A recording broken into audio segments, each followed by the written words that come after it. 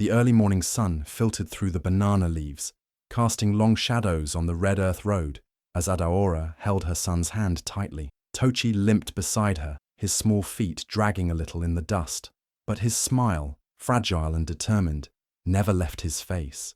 He always smiled like that when he knew she was watching. Their walk to school was never quiet. The whispers came as soon as they stepped into the village square. Women selling akara paused their frying, murmuring under their breath. Men sitting outside the community shop chuckled lowly, one nudging the other. Children stopped their games to point, to stare, to mock. "Aya, see how he drags that leg," one boy whispered, not quietly enough. "Maybe she sinned before he was born," another woman muttered to her friend. And then came the louder one, a man with teeth stained red from chewing cola nut. "That boy will never be anything but a burden.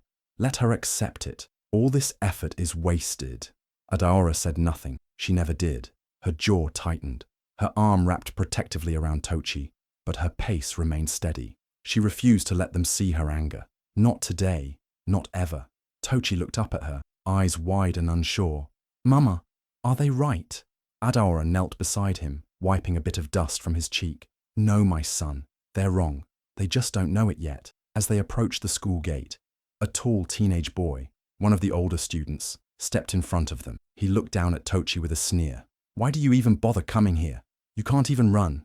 You're just wasting space." Before Adaora could react, the boy kicked a stone toward Tochi's foot.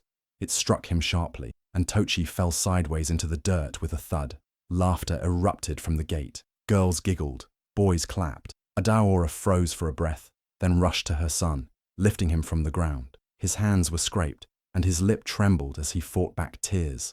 The teacher on duty stood by, doing nothing, watching like everyone else. She cradled Tochi close, brushing off his shirt, dusting off his pride. She didn't scream. She didn't fight. But in that moment, as she held her trembling son, something inside her crystallized. "One day," she thought, "you'll all see." Adaora hadn't always lived in this village. She once had dreams of a different life, one filled with city lights, Sunday brunches, and a home filled with laughter. When she married Chuka, a rising technician in Lagos, she believed they were building something together. But all that shattered when Tochi was born. The labor had been long and painful, and the silence in the delivery room louder than any scream. The doctor wouldn't meet her eyes when he said there had been complications. Tochi's legs hadn't formed properly. The bones were twisted, weak. He might walk, they said, but not like other children. Chuka took one look at his son and recoiled. "This is not my blood," he muttered. Within weeks, he was gone. No discussion, no note, just a shadow of a man who couldn't face reality. Adaora was left alone in a city that no longer felt like home. She packed what little she had and returned to Umudike, her late father's village. She thought she'd find comfort in familiar soil, in the land where her ancestors once tilled cassava and maize. But the welcome was cold, and the whispers even colder. "They say the child was born twisted because of the life she lived in Lagos," one market woman hissed, as Adaora passed with a crying infant on her back. "She must have angered the spirits," another added. "That's why the child came out cursed." The village council didn't help either. Led by Elder Nwachukwu, a man more interested in maintaining old traditions than understanding modern medicine, they quickly labeled Tochi a bad omen. At every gathering, they looked through Adaora like she was glass. The unspoken rule was clear. She was tolerated, but not accepted. Still, Adaora endured. She worked where she could, sweeping classrooms, washing clothes, selling puff-puff outside the school gate. She kept her head down, her son close, and her dignity intact. Tochi, despite everything, was a spark of light in her grey world. He didn't cry much, not even when his legs hurt after long days at school. He spent hours sitting by the roadside, watching Okada mechanics fix their bikes, asking them questions they mostly ignored. When Adaora saved up enough to buy him a broken transistor radio from the market, he took it apart within hours and rebuilt it, adding a little switch that lit up a plastic bulb. "Where did you learn to do this?" she'd asked, amazed. "I just watched," he said with a shrug, as if it were nothing. He built things from scraps, a toy car from bottle caps, a fan from discarded phone parts. He kept a box under his bed filled with wires, screws, switches and batteries. But no matter how clever he was, no one in the village saw it. To them, Tochi's bent legs overshadowed everything else. Even at school, the teachers barely noticed him. When he raised his hand, he was often ignored. When he did speak, it was with a soft, hesitant voice, as if he knew every word had to fight its way through judgment before it landed. Only one person outside Adaora seemed to truly care. Mama Ijeoma, a widow who lived 2 compounds away. She'd been friends with Adaora's mother long ago and had a sharp tongue for gossipers. "This village," she would say, handing Adaora a bowl of okra soup, "has a long memory and a short heart. But mark my words, child, the day will come when that boy will show them all." Adaora clung to those words like prayer beads. They gave her strength when the stares turned to insults, when her hands ached from washing clothes, when Tochi came home from school with fresh bruises and silent tears. She knew her son was different, not cursed, not broken, just different. And she believed with all the strength left in her heart that different didn't mean less. Not now, not ever. The rain started just after dusk, slow, steady, then wild and unrelenting. By midnight, it was a storm unlike any the villagers had seen in years. Thunder cracked like gunshots, and lightning painted the sky with jagged streaks of light. Roofs rattled, chickens squawked in fright, babies cried in the dark. Then came the sound no one wanted to hear, the deep, low growl of the river. The dam had cracked. A section of it, old, rusted and forgotten, gave way under the pressure of years and the weight of the swelling waters. Now, the river that curved gently around the edge of the village had turned angry, rising fast and clawing at its banks. Panic spread like wildfire. People gathered in the village square, shouting over the rain, eyes wide with fear. The only bridge connecting Umudike to the outside world trembled under the growing current. It was a narrow, concrete structure, built decades ago with no maintenance since. If it collapsed, there'd be no way to reach the main road, no way to get food, no way to reach the hospital, no way out. The elders called an emergency meeting under the community hall roof, their voices tense and desperate. "We've sent word to the council in Umuahia," said Elder Nwachukwu, soaked to the bone. "But they say rescue teams can't come for 2 days. Roads are flooded." 2 days, a woman cried. "We won't have 2 hours if the bridge goes." "We need to open the lower floodgates at the dam," another man said. "Let the water drain." "The system is mechanical," added a retired plumber, shaking his head. "It was converted to electric years ago. Nobody here understands how it works anymore. It's been idle for decades." Voices overlapped, panicked and hopeless. Some cried, others argued. A baby wailed in the distance. Then, from the edge of the group, a voice cut through the noise. "Wait," someone said. "What about that crippled boy? Adaora's son. Doesn't he always mess around with gadgets?" A few chuckled, not kindly. Someone else scoffed. "That one," a man muttered. "He plays with trash, toys and wires." But the laughter didn't last. Another villager, one who had once ignored Tochi on the school road, spoke up, more seriously this time. "They say he fixed the old radio that stopped working for 3 years. I saw him build a fan that runs without light." The room grew still. Thunder rumbled in the distance, and the roof creaked under the weight of the rain. All eyes slowly turned in one direction, toward Adaora's small, mud-plastered house at the far end of the village. Someone whispered, "What if he's the only one who can help us?" Elder Nwachukwu shook his head. "He's just a child." "But none of us know how the system works," another elder said. "What choice do we have?" Silence, heavy, unwilling silence. Then, without another word, a group of men rose and made their way toward Adaora's house, rain soaking their clothes, desperation pushing their feet faster than pride ever could.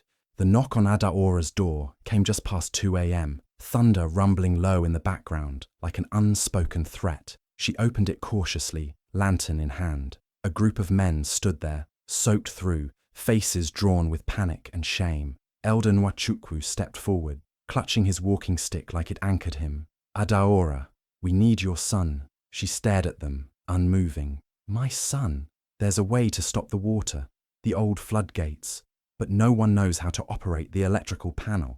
We heard Tochi knows machines." The words hung between them, heavy with hypocrisy. Adaora's lips curled bitterly. "You heard. she said softly, voice calm like the eye of a storm. You heard the same boy you mock, the one you call cursed, is suddenly useful now. Adahora. This is bigger than our pride, someone else said, eyes darting. The village, our children, if that bridge falls. You all pointed at him, she snapped, stepping out onto the porch. You laughed when he limped. You watched him bleed and turned away. And now, because your own lives are at risk, you come to my door. The men lowered their eyes. No one spoke. Inside the house, a small voice cut through the tension. I'll do it. They all turned. Tochi stood just behind his mother, barefoot, eyes wide but steady. Tochi, Adaora began. Mama, let me try. Please. He stepped forward. I've read about dam systems. If they have the old schematics, I can figure it out. No, she said sharply. You don't owe them anything. He looked up at her, his voice trembling. But if I can help, and I don't, what does that make me? Adaora blinked, tears stinging her eyes. Mama Ijoma appeared then, having followed the noise. She wrapped a scarf tighter around her head and stepped beside Adaora. Let the boy go. I will go with him. We won't let them take him alone. The councilman shifted awkwardly, but finally Elder Nwachukwu spoke again, this time quieter. We have the schematics. They were kept in the community storehouse. We'll bring them. And so, with a wrap over her shoulders and a bag of tools Tochi insisted on carrying himself, they walked into the night. The rain hadn't let up. The air was thick, heavy with fear and water. The dam site was a mess of rust, cracked concrete and buzzing wires. A shallow current had already begun creeping across the road to the bridge. They didn't have long. Tochi stood still as they approached the control box. It was taller than him, the surface corroded, the wires behind it tangled and chaotic. Nearby, a cluster of men and a few curious villagers watched from under umbrellas and tree branches, whispering, some skeptical, others just desperate. Tochi opened the schematics, his eyes darting back and forth between the paper and the machine. Mama Ijoma held a lantern over his shoulder. It uses a dual contact switch, he muttered, mostly to himself. If I can reroute power through the copper junctions. You sure you can do this? A voice shouted from the crowd. He didn't respond. He stepped forward and slipped on the slick concrete, falling hard to his knees. The pain shot up his leg like fire. His hands hit the ground, scraping against gravel and metal. A few gasps, then laughter, quiet, nervous, but unmistakable. Even now, Adaora growled from the sidelines. You still laugh? Tochi pulled himself up, lip bleeding slightly. He didn't cry. He didn't look at them. He limped toward the box again and opened his bag. For minutes, there was silence, except for the storm. He stripped a few wires, carefully joined them using old battery connectors he'd brought. He removed 2 broken fuses and replaced them with metal strips cut from an old soda can. He rewired the power junction to bypass a shorted capacitor. It was messy, it was improvised, but it was working. He connected the final switch and flipped it. Nothing. Then, a loud clunk echoed from deep inside the dam. A metal wheel somewhere turned slowly, groaning like a creature waking from sleep. The floodgates began to shift. Water roared, redirected through the newly opened channels, away from the village road. Cheers erupted behind him. Someone began crying. Another dropped to their knees. But Tochi didn't celebrate. He sat back, exhausted, hands shaking, water dripping from his chin, his clothes, his scraped knee. He looked at his mother, who hadn't moved once during the entire process. She was still, silent, staring at him with something between awe and heartbreak. Not because she doubted him, but because she never had. The roar of the dam gates opening echoed through the valley like thunder against thunder. Water surged down the redirected channels, carving new paths away from the bridge and the village. The threat, moments ago looming like a guillotine, was easing, second by second. For a heartbeat, there was silence. Then came the explosion of cheers. Grown men who had once sneered at Tochi's limp now shouted in joy. Women wept, falling to their knees, hugging one another, praising God. Children pointed at the dam, their eyes wide with wonder. Tochi stood motionless, the rain now a soft whisper against his sweat-soaked skin. He looked at the spinning pressure gauge and the creaking gear mechanisms that were finally, miraculously working. Behind him, Mama Ijeoma clutched Adaora's hand. Your boy did it. she whispered. He did what none of them could. Adaora, trembling, could barely breathe. Pride swelled in her chest, but it was mixed with something else. Fear. A mother's fear that still clung, even after the miracle. Tochi turned to pick up his toolbox, ready to disconnect the temporary battery when he heard it. Crack. A sharp, angry pop from the rear panel of the control unit. Then a small flame burst from the side, licking the exposed wires that had been barely holding together. Someone screamed. The crowd began to scatter, realizing the danger hadn't passed. The backup unit, the one meant to regulate the system if the primary failed, was now under threat of complete failure. If it went up in flames, the dam might open unpredictably, a flood worse than before. "Tochi, leave it!" Mama Ijoma shouted, pushing past people. "Get away from the panel!" He didn't move. "No!" Tochi called out, his voice thin but fierce. "If I don't fix it now, it'll overload again." "Tochi!" Adaora shouted from the bank, horror etched across her face. He dropped to his knees, opened the burning side panel with a metal bar, and winced as smoke and sparks shot into his face. With trembling fingers, he ripped out the damaged wire. The flames had already scorched part of the battery casing. He reached into his pocket, pulling out the last piece of copper wire he'd brought, something he'd originally meant for a school project. His hands were blistering now. The heat singed his sleeves. A spark leapt onto his arm, catching the edge of his shirt, but he patted it out with a wince. The control panel hissed violently. The pressure dial shot upward. If he didn't stabilize the circuit in the next few seconds, everything they'd gained would collapse. "Just one more connection," he muttered, nearly delirious, his eyes barely open. Using a flat screwdriver in one hand and the copper wire in the other, he tightened the last makeshift terminal, anchoring the current with the precise pressure it needed. The machine groaned again, then steadied. The panel stopped sparking. The flame choked out as the circuit stabilized. A low hum began, the rhythm of a working system. Then Tochi collapsed. By the time firefighters arrived, called from a neighboring village station that had finally received the emergency signal, they found him lying beside the panel, his hands red and raw, his face streaked with ash and rain. Adaora broke through the crowd, fell to her knees beside him. "Tochi! Tochi, my son!" she cried, gathering him into her arms. He was breathing, barely, but breathing. One firefighter gently helped her lift him onto a stretcher. "We'll get him to the clinic. He's strong." The villagers parted like the Red Sea, silent and ashamed. Some bowed their heads. Others watched with glassy eyes as the boy they had once ridiculed was carried past them, not as a burden, not as a curse, but as their savior. The clinic smelled of antiseptic and rain-soaked earth. Tochi lay still beneath a thin white sheet, bandages wrapped around both hands. A light oxygen tube fixed under his nose. Machines beeped steadily beside him. His cheeks were pale, but his chest rose and fell, slow, steady, determined. Adaora hadn't left his side. She sat beside his bed, fingers brushing his hair, whispering prayers only a mother could understand. Nurses came in and out. Doctors spoke gently. "He's stable," they told her. "The burns are minor. The exhaustion, severe.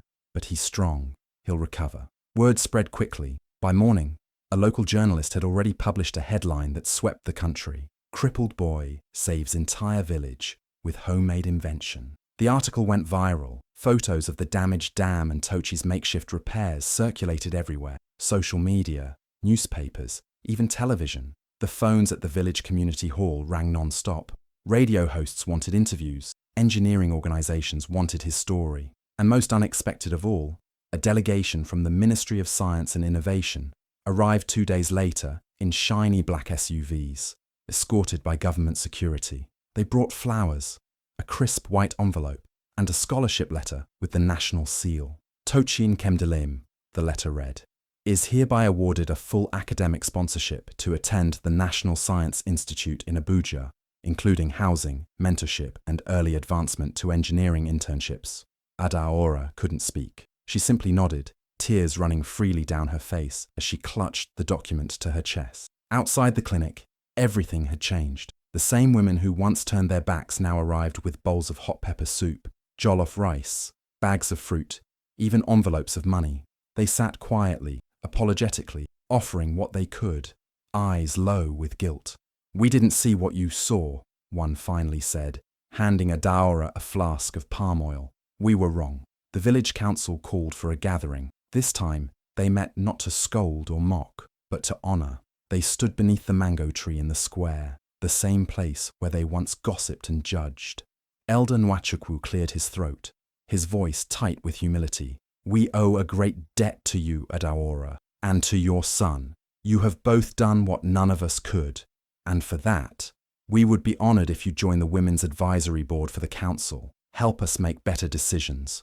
For everyone. Adaora looked at them, men who had scorned her, silenced her, ignored her cries for dignity, and then she smiled. It wasn't cruel, it wasn't even smug, it was full, rich, and peaceful. I don't need your council seat, she said quietly. I've already raised the future. The silence that followed was heavy, but it wasn't awkward, it was respectful. And as the sun broke through the last of the storm clouds, a warmth settled over the village, not just from the sky, but from something deeper. Hope, real, earned, living hope. The village of Umudike looked different now. The roads were smoother, the buildings freshly painted, and beside the river stood a sleek modern dam system, solar-powered, flood-regulated, and fully automated. It bore a small bronze plaque at its base. Designed by Tochi Nkemdelim, age 17. Tochi had returned for the summer as a guest instructor for a regional engineering camp, mentoring bright-eyed kids who once couldn't pronounce the word circuit. He wore a navy polo with the National STEM Ambassador logo embroidered on the chest. Reporters had followed him here, but Tochi kept his focus on the children, showing them how to build turbines from plastic bottles, lights from old batteries. They listened with awe.